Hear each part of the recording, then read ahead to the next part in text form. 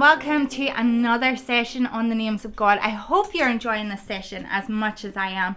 I loved looking at the names of God and getting little bits more of God's character in our world based on his different names.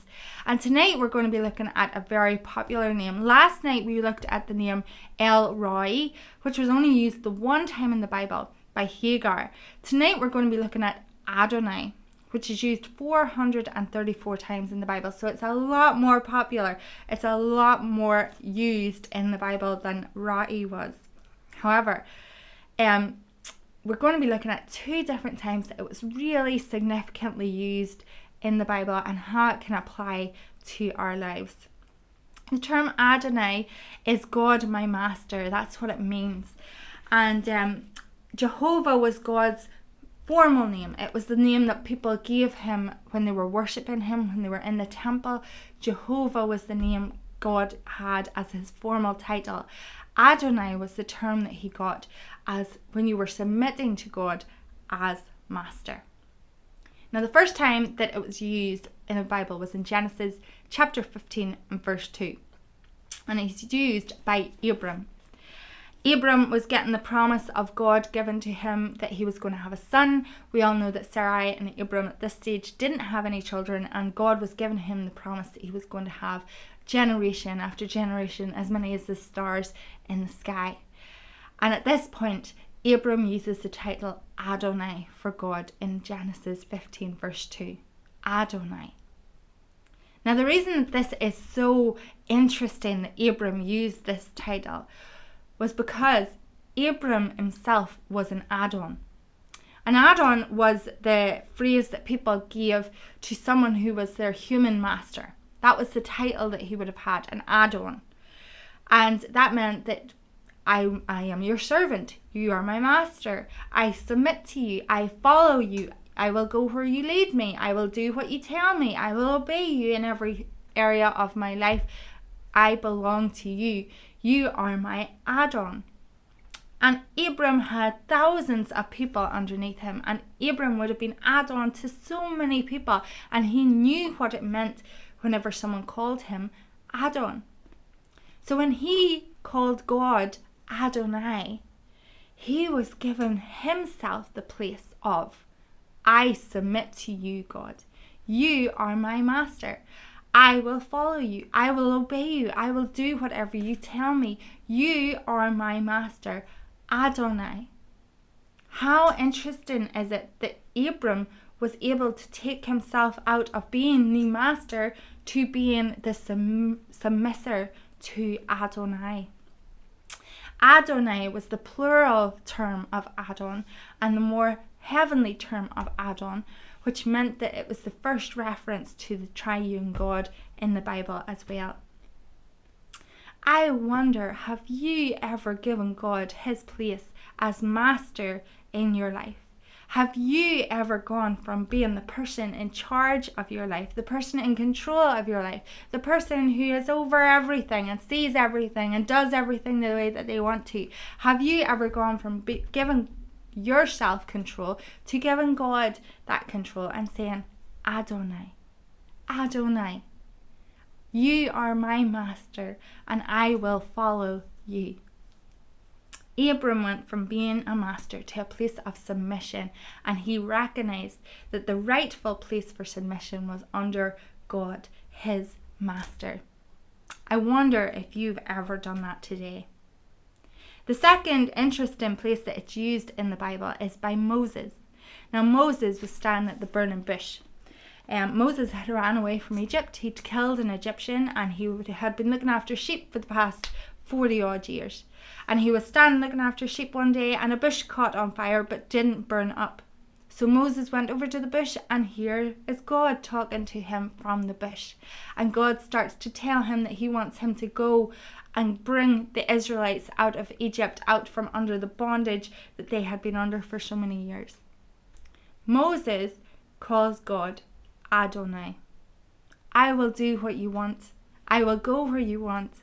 I will do everything you ask of me. Adonai. Now, why that's interesting is that up until that point, the Hebrew version of the Bible shows us that Moses had only ever referred to God as Jehovah. There's a point in chapter 4 where Moses switches from calling God Jehovah to calling God Adonai. Jehovah is God's formal name. Adonai is the name that you give to God when you're submitting everything to him. Jehovah is the name that you give to God when you know that he's there. You know that there is a God. You know that God is somewhere out there. Jehovah is his formal name. It's like you saying to me, I know there's a God. Up until that point, Moses knew there was a Jehovah. Then he switches to calling him Adonai. I will follow you. I wonder, have you ever done that? I wonder, have you ever said to God, I am going to change my thinking from just knowing about you, from knowing that you're there somewhere, from knowing that there is a God somewhere, and switched it to, do you know what? I'm going to allow that God, the right God, the true God, the one God, I'm going to allow him to be my master. Not because he wants to crush me, not because he wants to hammer me down, not because he wants me to be his slave, but because I want to follow him, because I know that he will lead me in paths of righteousness. I know he will lead me in good places. I know he has a plan for my life that is good and not to do harm.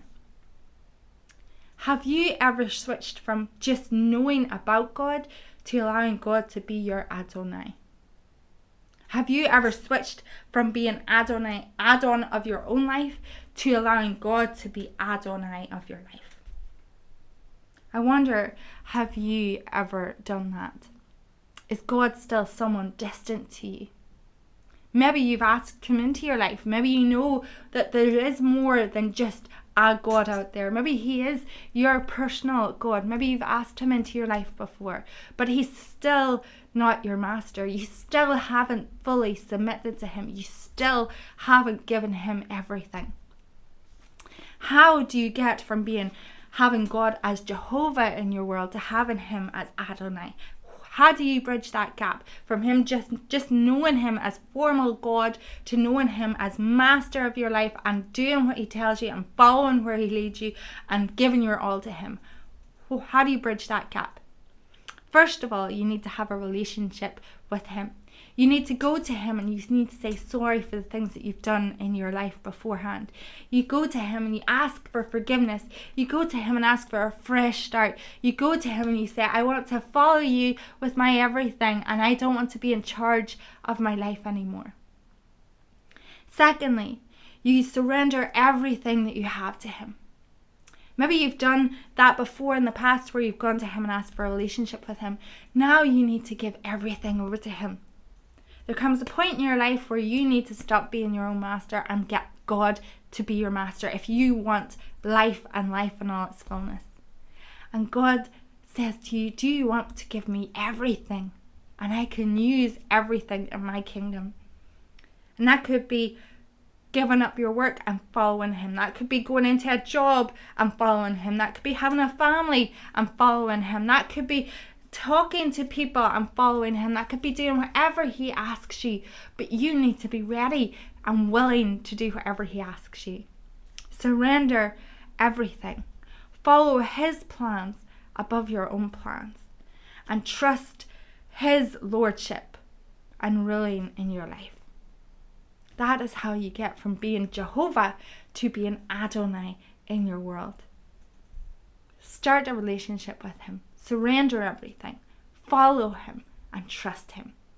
And see how amazing it is to have Adonai in your world tonight.